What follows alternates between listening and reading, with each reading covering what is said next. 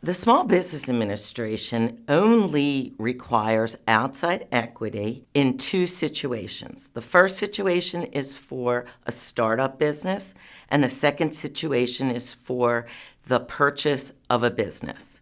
So that's the only time that they absolutely require a minimum equity contribution of 10%.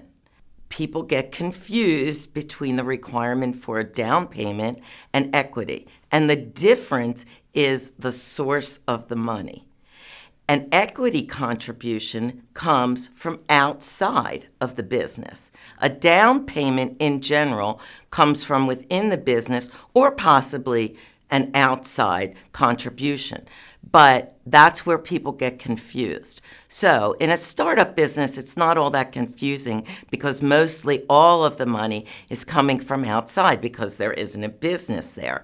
However, when a business buys another business or someone is buying a business, they sometimes think they're going to use money from an existing business to pay the equity.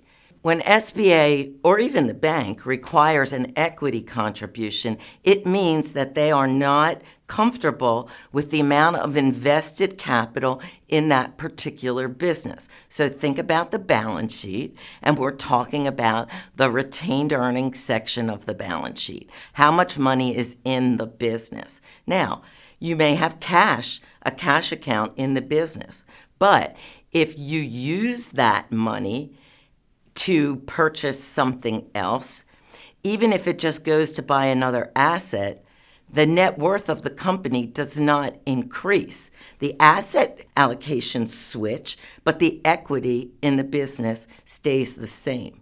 If you get money from outside of the business and you put it into the business to use it for something, the equity portion of the balance sheet increases. So that's the difference between an equity contribution and a down payment. Usually the down payment just comes from the cash account of the business.